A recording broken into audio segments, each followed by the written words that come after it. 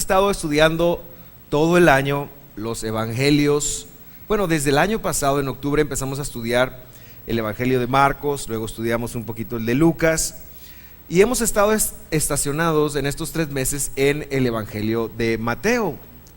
Y curiosamente, en el evangelio de Mateo hay una enseñanza de Jesús, bueno, son muchas enseñanzas, que se conoce como el sermón de la montaña o el sermón del monte. Y ahí, en medio del sermón del monte, encontramos a Jesucristo diciendo este versículo: buscad primeramente el reino de Dios y su justicia. Hoy quisiéramos ponerlo en contexto, es decir, quisiéramos ver de qué se trata este versículo, porque las promesas de Dios son muy, muy hermosas en esta porción que vamos a leer. Me explico de otra manera. Dios va a hacer lo que Dios dijo que iba a hacer. Es decir, Dios es un Dios que nos da su palabra. Dios nos da su palabra. Ahora en Guatemala, en los negocios los tenemos que llevar por medio de contratos, porque mucha gente no ha honrado su palabra. Pero para Dios su palabra es lo más importante y siempre lo va a honrar, la va a honrar. Entonces vamos a leer de una forma antigua para que no se nos olvide de dónde hemos llegado. Vamos a leer toda la escritura, y yo quiero invitarle a usted que se ponga en pie y que busque su Biblia, Mateo capítulo 6, versículo 24. Vamos a leer antifonalmente. Eso quiere decir, yo voy a leer un versículo, usted lee el siguiente. Póngase en pie para que no se nos olvide cómo era hace 30 años. Y de esta manera honramos la palabra del Señor también. Entonces Mateo capítulo 6, versículo 24, usted lo puede leer en la versión que usted trae, o si no trae versión, allí en las pantallas usted lo puede leer conmigo. Yo leo el 24 y usted el 25, y así nos vamos a ir hasta acabar con el capítulo. Nadie puede servir a 2 amos, pues odiará a uno y amará al otro. Será leal a uno y despreciará al otro. No se puede servir a Dios y al dinero. Ustedes.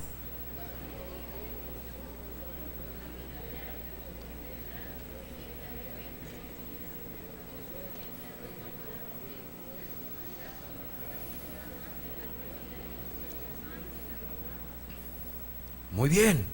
26. Miren los pájaros, no plantan, ni cosechan, ni guardan comida en graneros, porque el Padre Celestial los alimenta. ¿Y no son ustedes para Él mucho más valiosos que ellos?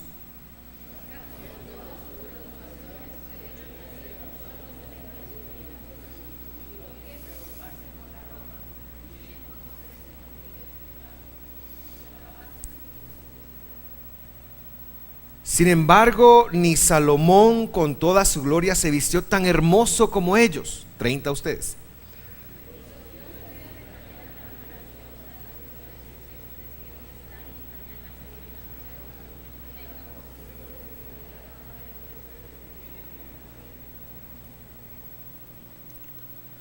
Así que no se preocupen por todo eso diciendo: ¿qué comeremos? ¿Qué beberemos? ¿Qué ropa nos pondremos?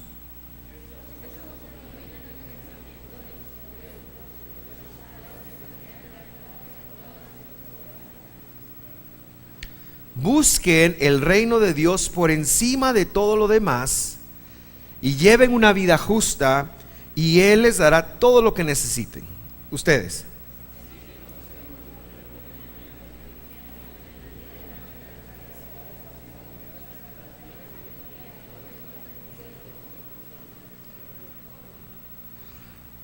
¿Cuántos no tienen preocupaciones esta mañana? 0 preocupaciones. Levanten su mano. Ok, los que no levantaron la mano, Ahora ayúdenme a levantar su mano y decirle: Dios mío, háblame esta mañana porque quiero saber qué hacer. Ese es un tema para mí, para mi vida de hoy. Úsame a mí, Señor, para transmitir un mensaje, porque quiero vivir una vida sin preocupaciones y quiero vivir esta porción en mi vida. La quiero hacer realidad para mí. En el nombre de Jesús, amén y amén. Siéntese, por favor. ¿Cuál diría usted que es el tema que Jesús quiso tratar entonces con las personas? Yo me imagino la multitud que lo escuchaba y cómo él disertaba. Esto solo me lo puedo imaginar. Pero ¿cuál pensaría que es el tema? Él hace un cambio de tema que se llega hasta el versículo que leímos. Pues hay muchas cosas, la preocupación, pero yo creo que un tema muy central tiene que ver con cómo nos manejamos hoy en día con respecto a las finanzas, a la plata. Y él lo ponía de una forma diciendo: no pueden servir a Dios o al dinero. Cuando escuchamos la palabra servicio, viene a nuestra mente como el servicio al cliente.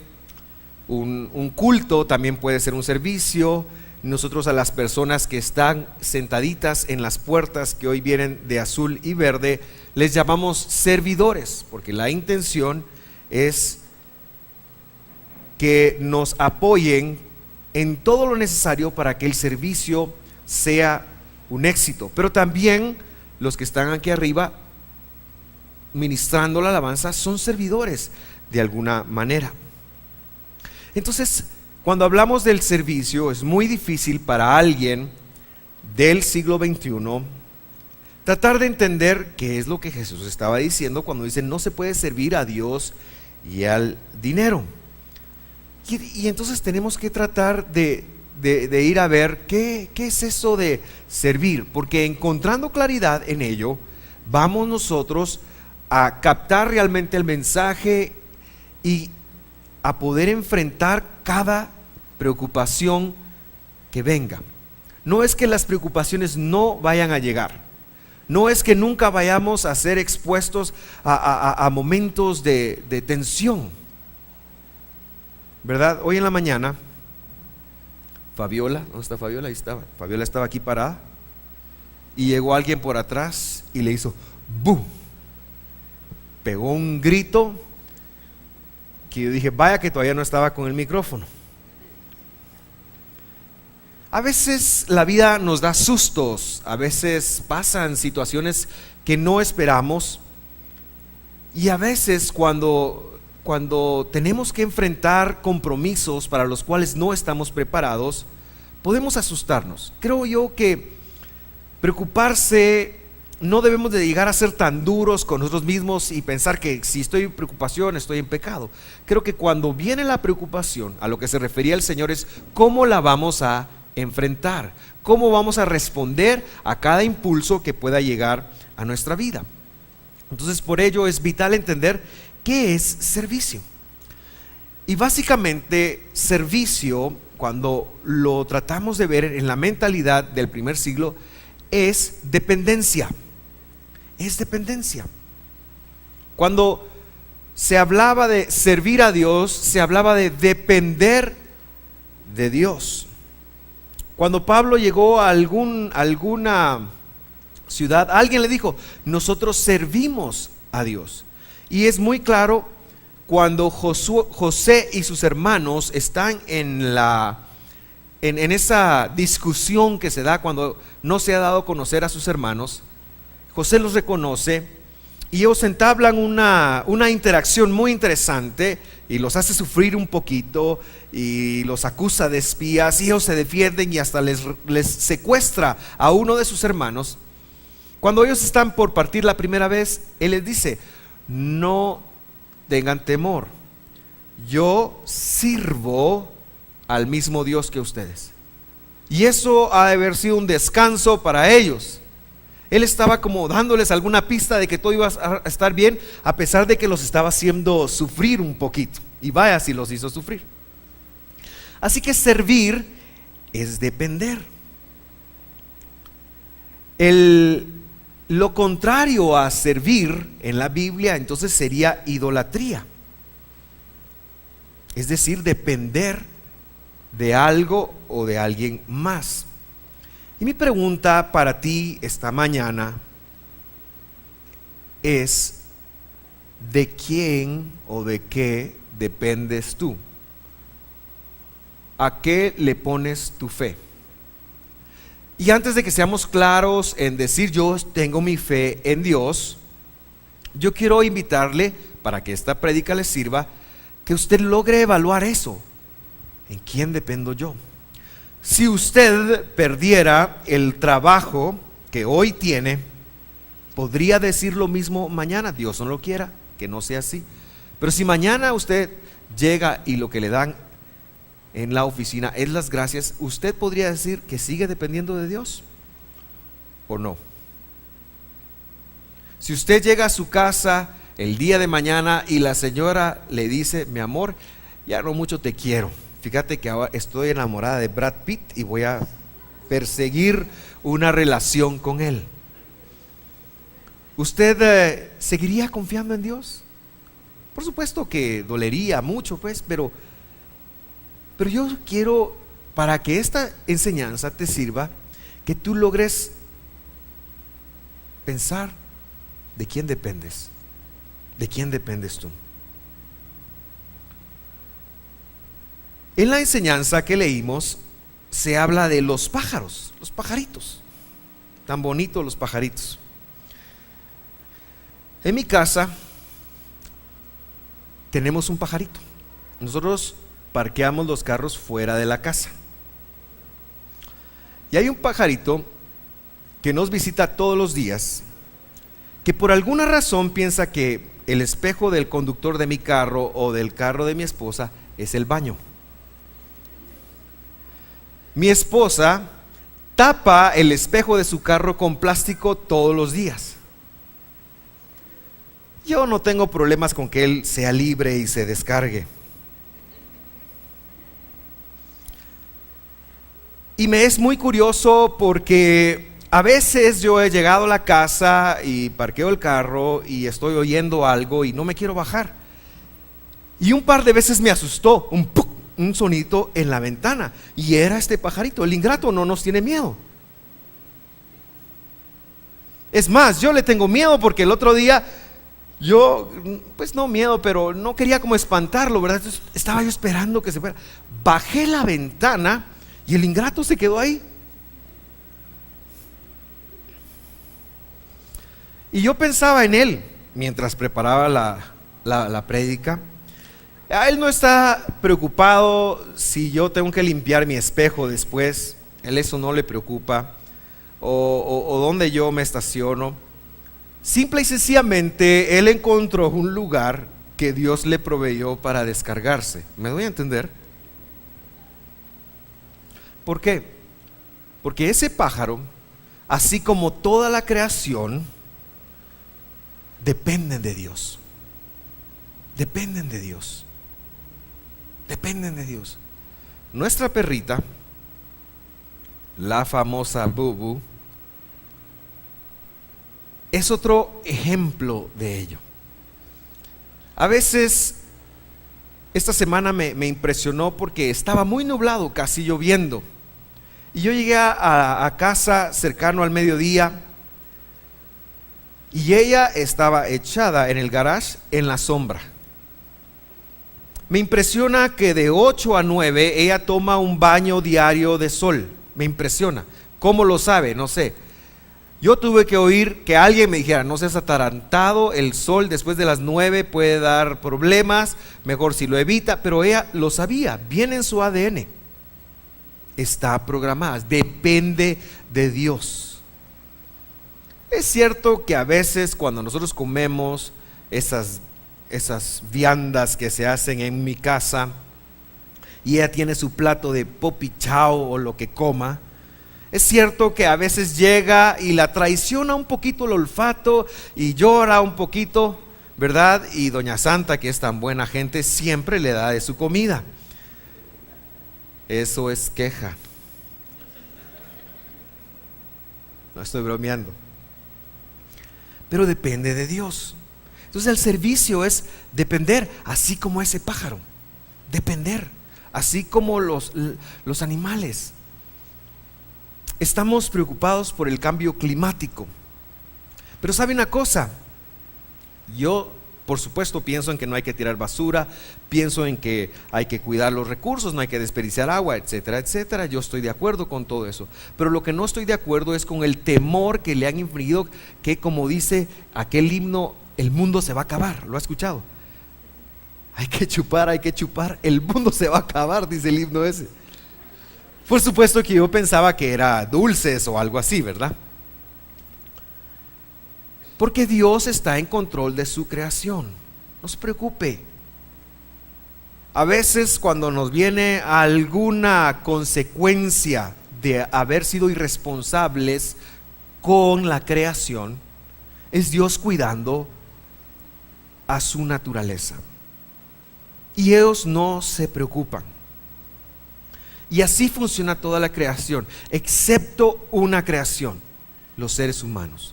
Nosotros podemos tomar la decisión, podemos utilizar nuestro libre albedrío para depender o no de Dios. Y como lo dijo el versículo, vamos a depender de Él o vamos a depender del dinero, porque así dijo, no pueden depender de Dios y del dinero a la misma vez. Entonces me interesa hablarle un poquito acerca del dinero. ¿Qué es el dinero? ¿Qué es el dinero? Pues ahí pensamos que eso es un papel que uno utiliza para intercambiar productos, por supuesto, pero el dinero es mucho más que eso. El dinero es una energía, es un poder.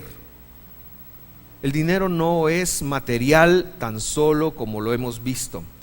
El dinero es intangible, es una energía, es un espíritu. Y este espíritu sabe que nosotros lo necesitamos, por así decirlo. Sabe que nos es útil y trata de enseñorearse sobre nosotros. Por eso es que el apóstol Pablo, en su carta a Timoteo, él dice: la raíz de todos los males es el amor. Muchos creyentes interpretaron esto mal y dijeron: es el dinero, entonces hay que ser pobres. No, falso. No hay que ser pobres a menos que usted insista en eso. El evangelio son las buenas nuevas a los pobres, que no tienen que quedarse pobres, que pueden cambiar, que pueden trascender. Y sobre todo, la mejor de todas las buenas nuevas en función de esto es que dependemos del dueño del universo. El proveedor nuestro es Dios. Entonces no sirve depender del dinero.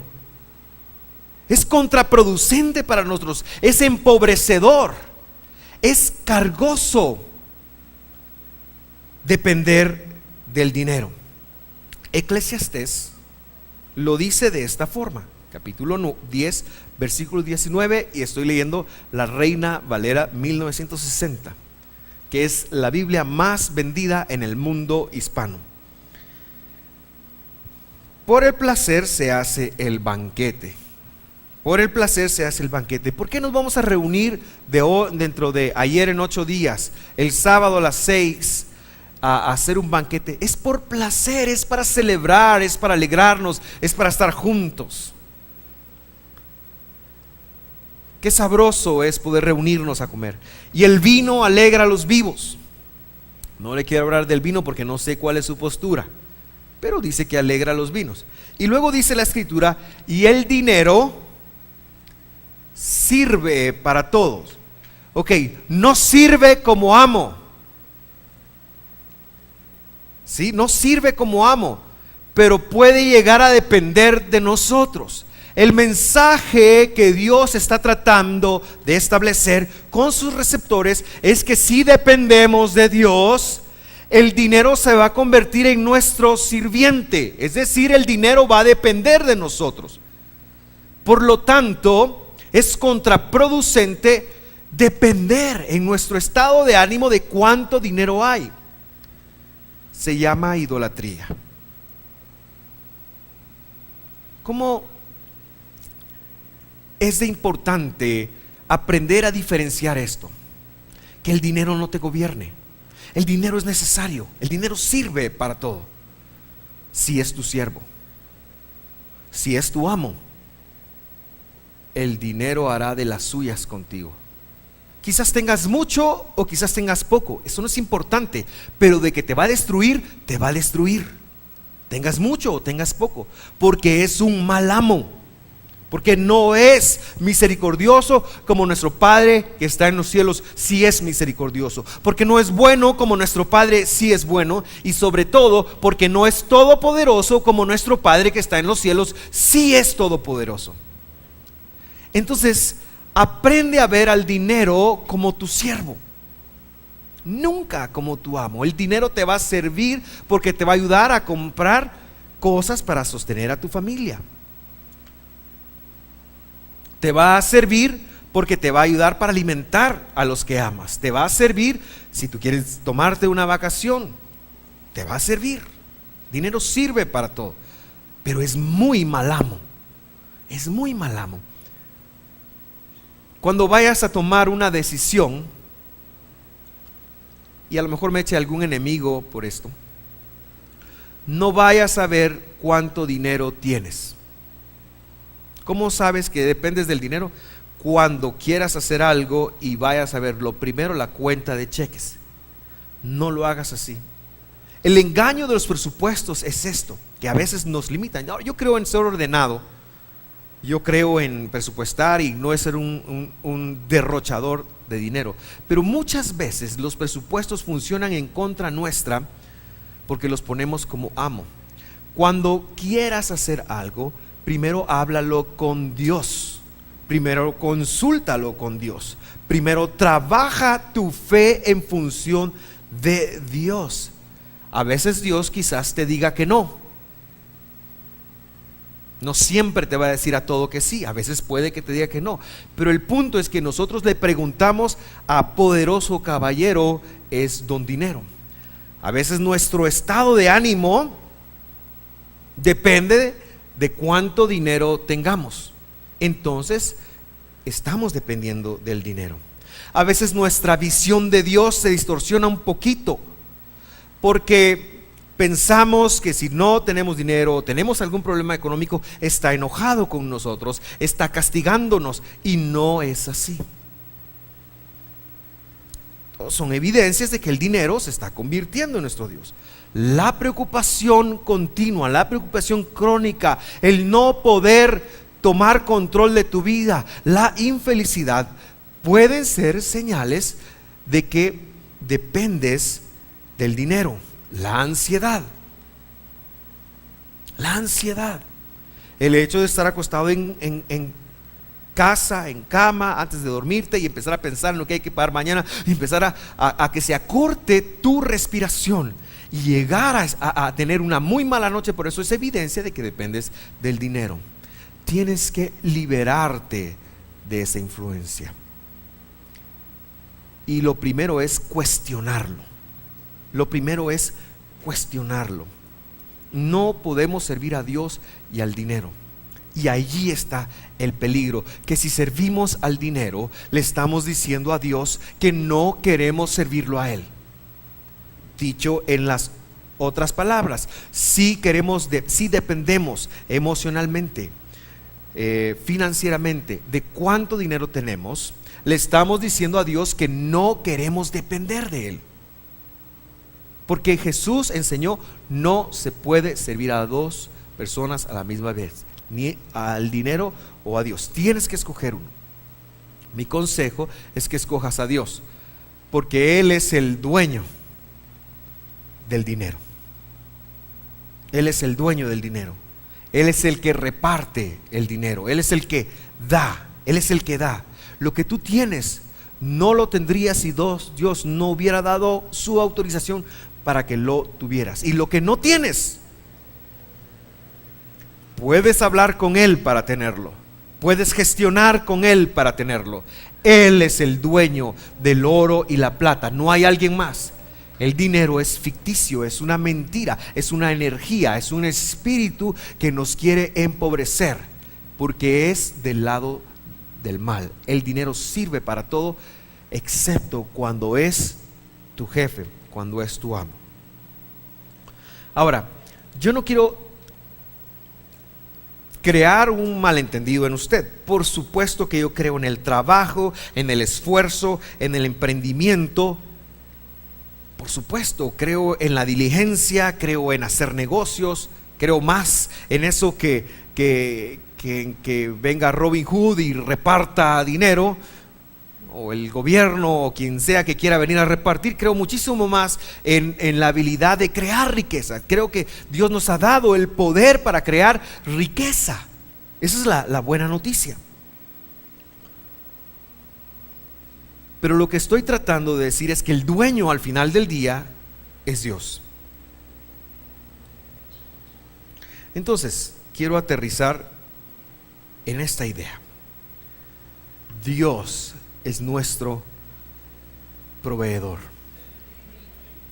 No te sientas apachado cuando no tienes. Mira al cielo y va a venir. No te sientas derrotado cuando no tengas. Busca, bueno, ya voy a llegar a eso, pero busca a Dios primero. Busca a Dios primero. Es un tema de prioridades. Y ahora sí, con esta mentalidad vamos a analizar el versículo ese tan famoso de busca primeramente el reino de Dios y su justicia. Yo lo veo aquí como las dos vacunas para saber que estoy sirviendo a Dios y no al dinero. La primera vacuna, en el 33, dice: busquen el reino de Dios por encima de todo lo demás. Busquen el reino de Dios por encima de todo lo demás. ¿Cómo así, pastor? ¿Qué está tratando de decir? Muchas personas han malinterpretado esto en el pasado, por ejemplo, y se volvieron mesías y dijeron: bueno, Dios me escogió y ahora ya instaló su reino. Pero no es así. El reino de Dios está presente desde Génesis capítulo 1 y versículo 1. En Génesis 1:1 dice: en el principio creó Dios los cielos y la tierra. ¿Se acuerda? ¿Qué creó Dios al principio? Ok, mis estudiantes de los miércoles de fe, ¿qué representa los cielos? Ayúdeme, los de miércoles de fe. Un aplauso para Alan, por favor. Ahí está poniendo atención. Mi mejor alumno. Los cielos representan todo lo que es espiritual, mientras que la tierra representa todo lo físico. Dios creó primero lo espiritual y de lo espiritual emanó lo físico.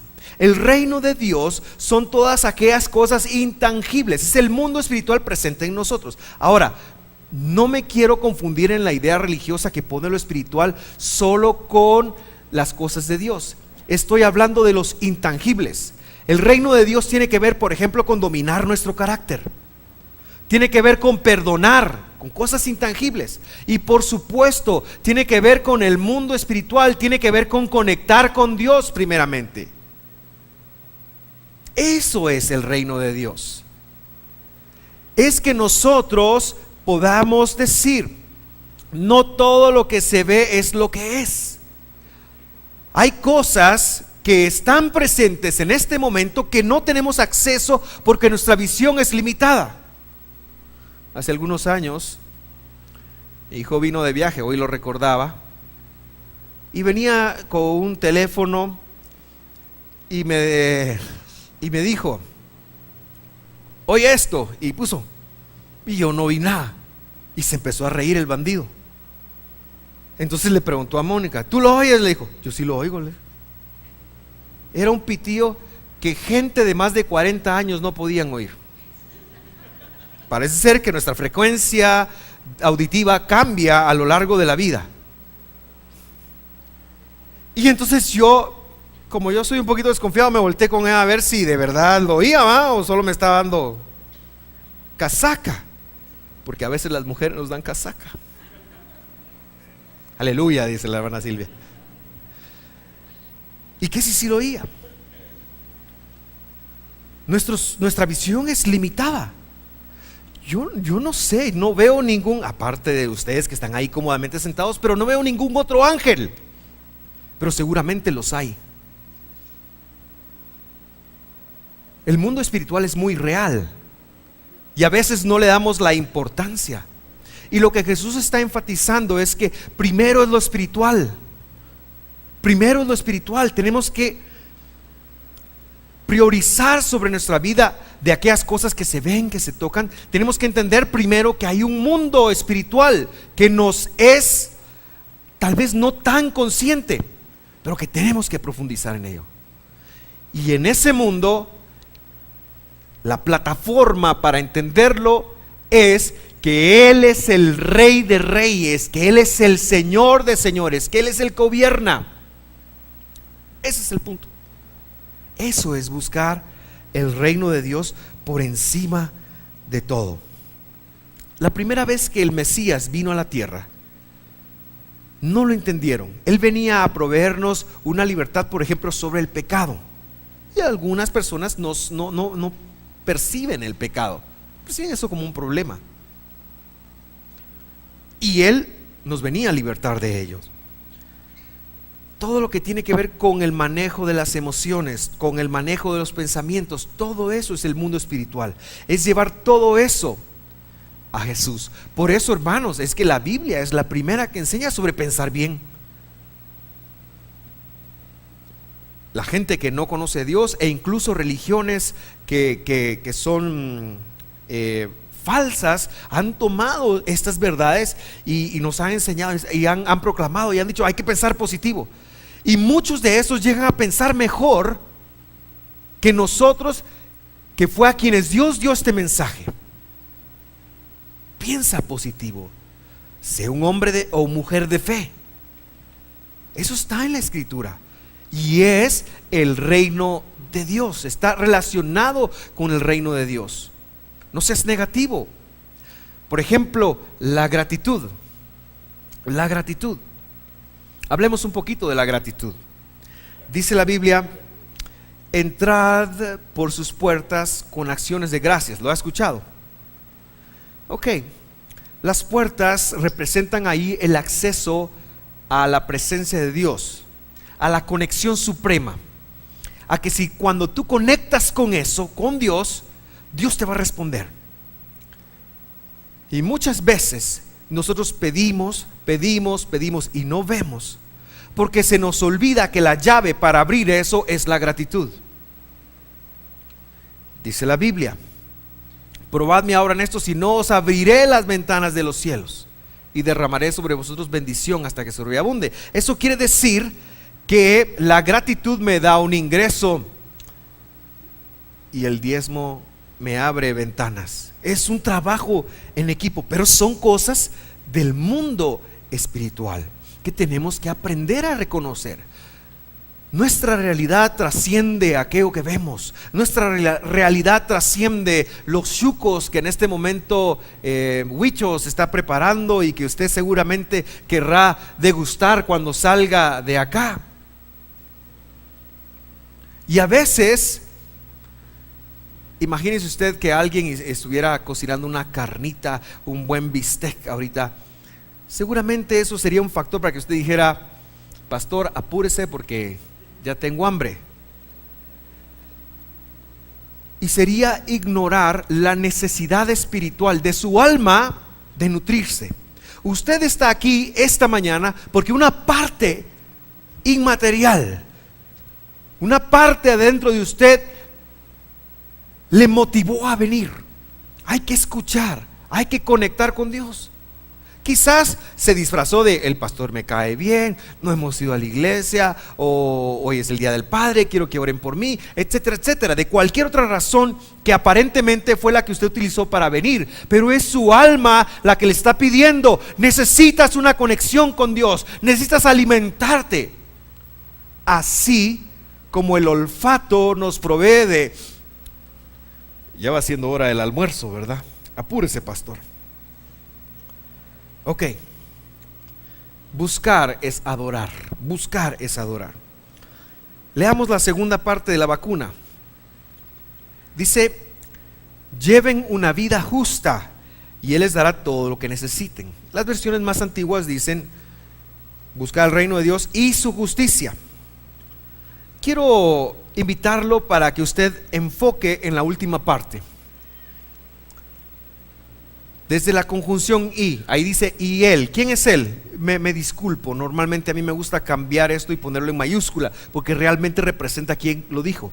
Y quien lo dijo es Dios. Jesús está empeñando la palabra de su Padre aquí. Él les dará todo lo que necesiten. Vamos a hacer una confesión esta mañana. Él me dará todo lo que necesito. ¿Está bien? ¿Le gusta esa confesión? Bueno, a las 3. 1, 2, 3. Él me dará todo lo que necesito. No los veo tan convencidos. Vamos a hacerla otra vez. 1, 2, 3. Ok, es Dios empeñando su palabra, y si Él puso la palabra todo ahí, Él es el único que la puede cumplir. Yo no puedo cumplir la palabra todo. Si yo te digo, yo te quiero con todo mi corazón, no es cierto. Hay partes que comparto con alguien más.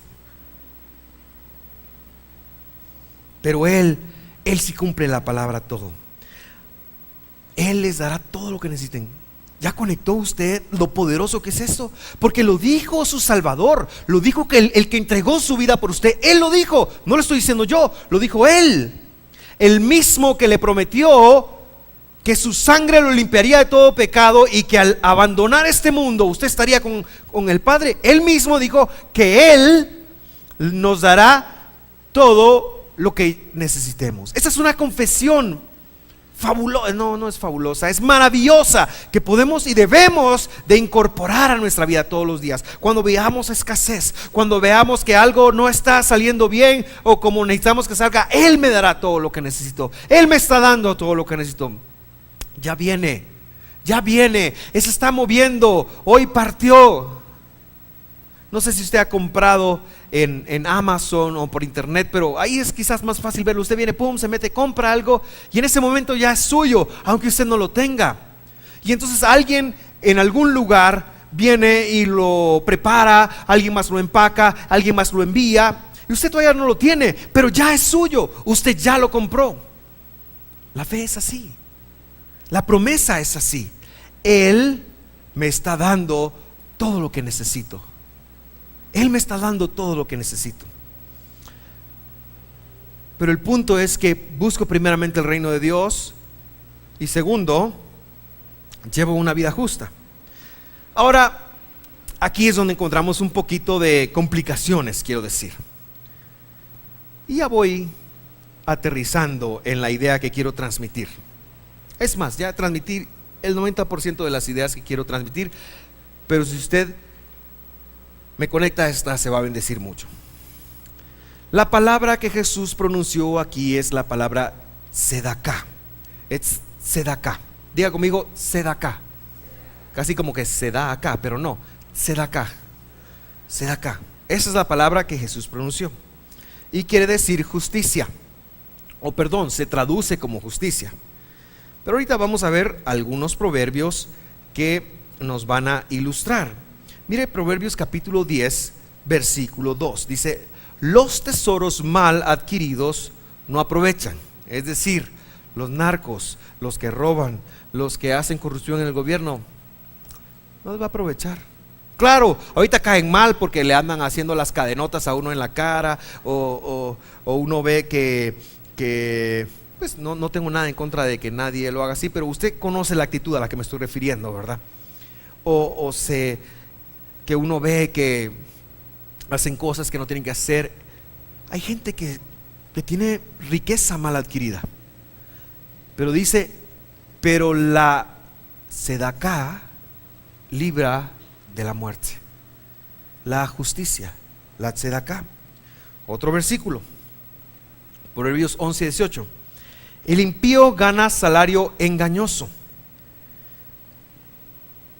pero el que siembra sedaká recibe una verdadera recompensa. Sedaká no tiene que ver con portarse bien, no tiene que ver con ser ecuánime. Proverbios 2:9. Entonces discernirás la justicia. Y luego dice, y el juicio. Son dos cosas distintas. El juicio tiene que ver como tú ves a los demás. La tzedaká es algo completamente distinto. Pastor, ya no me mantenga con duda. ¿Qué es la tzedaká?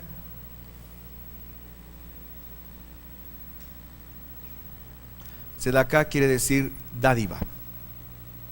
Dádiva. La mejor traducción al castellano es caridad. El problema es que en estos últimos 50 años la palabra caridad ha tomado una connotación de limosna. Pero caridad originalmente quiere decir dádiva, aquellas cosas que yo doy. En las versiones más antiguas de la Biblia, en la Reina Valera, sobre todo la 1498, cuando usted lee Primera de Corintios 13, ¿alguien sabe de qué habla Primera de Corintios 13? Habla acerca del amor. La palabra que esa Biblia usa es la palabra caridad, porque tiene que ver con dádiva. El poder de la dádiva, el poder de tener. La Real Academia Española traduce caridad como un acto solidario con la vida ajena. En otras palabras, Jesús hablaba de las ofrendas. Jesús hablaba de las ofrendas. Jesús hablaba del sistema de diezmos y ofrendas. Pero como dice Justicia, nunca lo entendimos así. Pero es de lo que está hablando. No está hablando de ser justo bueno, sí está hablando de ser justo en el sentido de darle a aquel que no tiene. Ahí se puede interpretar justicia. Pero en el sentido que él quería decir es, miren, pónganle atención al mundo espiritual y pónganle atención, que sean ustedes personas diezmadoras y ofrendadoras. ¿Y cuál es la promesa? Y entonces Él les dará todo lo que necesiten. Todo lo que necesiten. No podemos servir a Dios y al dinero juntamente. Tener al dinero como amo es complicado. Te va a hacer daño, te va a destruir, te va a convertir en un idólatra. No lo tengas como amo. No dependas de él. Por supuesto, el dinero sirve para todo. El dinero es una bendición, pero no lo tengas como rey. Tenlo como tu servidor. ¿Quién define cuánto vas a recibir? Es tu trabajo espiritual con Dios. Eso es lo que define. Si tienes problemas económicos, antes de arreglar lo que tengas que arreglar con los bancos, antes de conseguir trabajo, que hay que hacerlo, antes de buscar hacer otros negocios, de expandir todo eso, lo primero que tienes que hacer es ir a buscar a Dios. El dinero es espiritual. El dinero es espiritual y Él es el dueño de todo el dinero. Así lo dice la Biblia. Así lo enseña. La religión ha querido ocultar este mensaje de nosotros. La religión ha querido decir no, que el dinero no es espiritual, que el dinero es sucio, que el dinero acá. Pero no, ese no es el mensaje de la Biblia. No debemos de exaltar la pobreza, no debemos de exaltar la miseria. Al contrario, debemos de huirla, debemos de procurar prosperar, porque esa es la voluntad de Dios para nosotros. Ese es el mensaje de la Biblia. Dios prosperó a su pueblo. Dios tenía un lugar para su pueblo. Era la crema nata de todas las tierras, como lo dice algún profeta. Y lo que Dios tiene para ti es importante y es maravilloso. Y ahí donde estás, Dios te quiere bendecir en lo que estás haciendo. No es que tengas que cambiar de carrera, no es que tengas que cambiar de actividad física. Es que tienes que cambiar de prioridad. Es que tienes que aprender a ver al Señor, al Altísimo, como el dador de todas las cosas. Y entonces a jugar por sus reglas. El mundo espiritual va primero. Y no te olvides de la tzedaká. Nombra tu tzedaká. Nómbrala, nómbrala. Dicen muchos por ahí, he escuchado en otros lugares, esos evangélicos, ¿cómo piden pisto? Le están haciendo un favor a las personas. aunque quizás no lo sepan, quizás es mal visto, pero están haciendo un favor. Y termino con las palabras del salmista Juan Romero. Se llama igual que usted. Usted es Juan de Dios, él solo es Juan Romero. Y él dice: cuando Dios te da, es porque te quiere pedir. Y cuando Dios te pide, es porque te quiere dar. Vamos a orar.